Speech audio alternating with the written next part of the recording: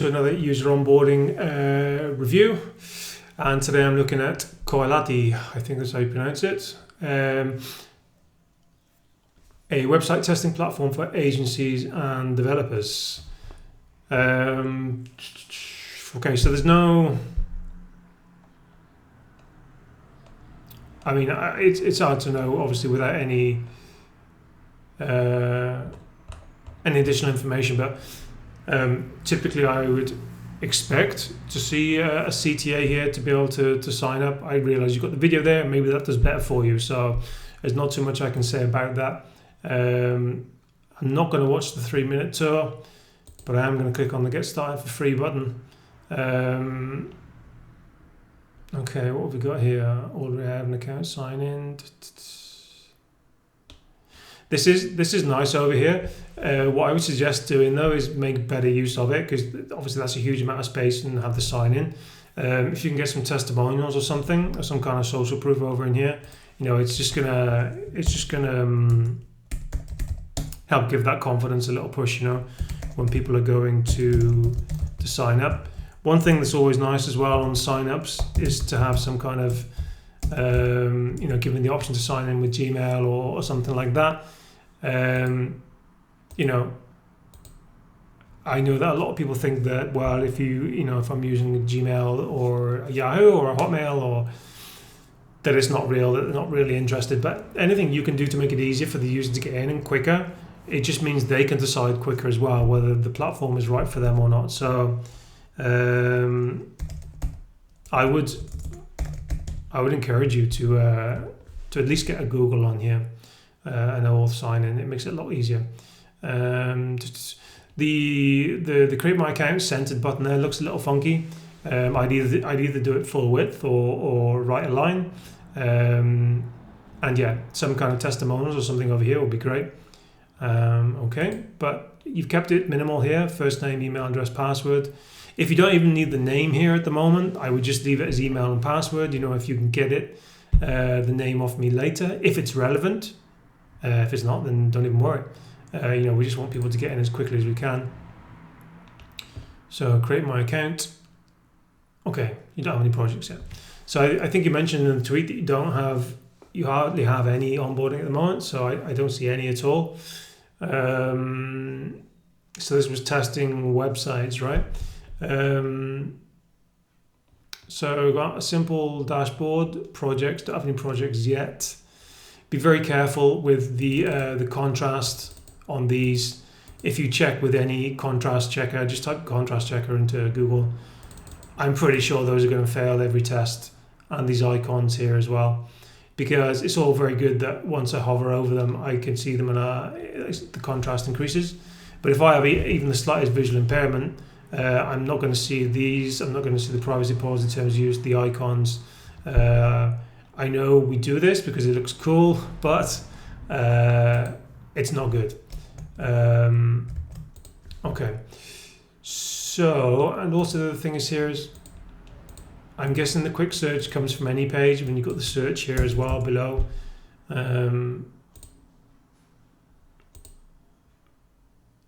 It just seems a little weird to have it repeated.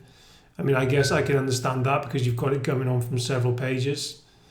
Like on dashboard and project, it's doubled up, but it's not on the other pages, so it might be something to look at there. Yeah, so I'm guessing, you know, new project, and this is probably new project as well. Oh no, it's not. Create a project or submit feedback. And you've got different wording as well. Consistency, create a project and new project, I'm guessing are the same thing. So keep the wording the same. Consistency is key. So let's give the project a name.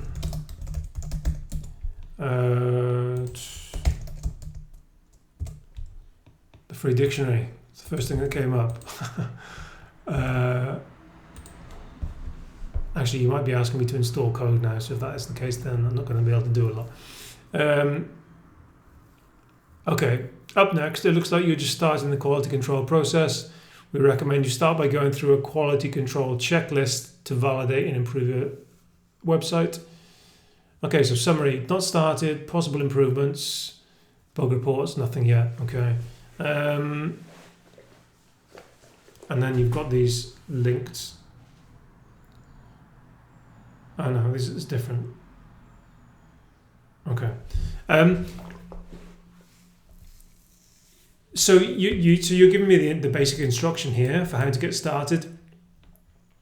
So you could do something, similar to this, obviously, just to get people get the ball rolling from dashboard.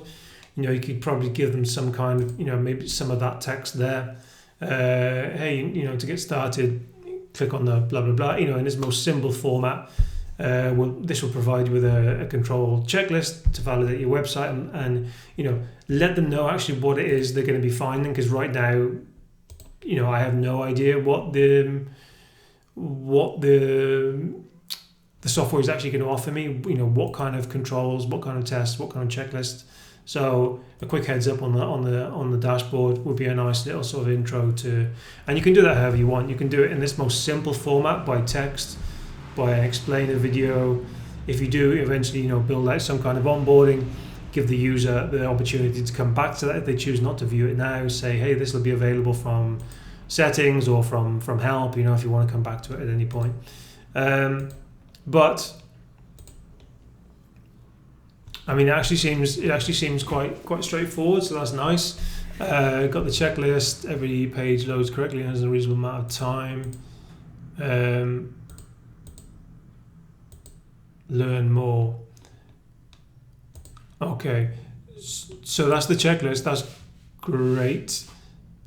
But how am I actually testing the website? Okay, now you've given me 3 possible improvements. So we're testing the website. Okay, so I kind of feel like that might be backwards. I'm guessing it's going to take you a while to bring in those improvements because you're running tests on the website. But it says, get started with the checklist to do things. Saying every page loads at the correct speed, blah, blah, blah. But I don't know all that until I guess I'm seeing these improvements. Does that come under recommendations as well? I think that's the same thing. So I'm guessing that it would be nice to switch this and say, click this button here and in a couple of minutes, we'll generate a list of recommendations. Then from here, you can go through the checklist, that kind of thing. I don't know. Just to me, on a first impression, it feels like the recommendations should come before the checklist because I can't do anything before I've got the recommendations and make those updates. And then I can say, okay, I've done this, to go back to the checklist and say, okay, yeah, this has been done now. Page speed is improved because I've whatever. Yeah, that would be, that's my first impressions at least. Obviously, you know more about how the system's working, but yeah. So I mean, that's definitely gone on for more than 5 minutes. But you definitely want to help the users when they first come in. Like I said, I know it's very straightforward, but kicking them in the right direction to get started, knowing how to make use of this information. So pushing them, obviously they're going to go to the big CTA first. That's the one that you're pushing us towards. And so there's nothing we can actually do there until we've done these improvements. Let people know as well that these improvements are coming in slowly because we're still, there's 5 minutes left until we have all the recommendations. So let them know that here, because there is no indication that you're pulling anything in. So let them know. So I would almost bring this over because up next to me isn't the checklist. Anyway, like you said, I know you said there's nothing much going on with onboarding at the moment, but you definitely want to get something in there to help guide them. But it's looking nice and straightforward, nice and well ordered, and good job.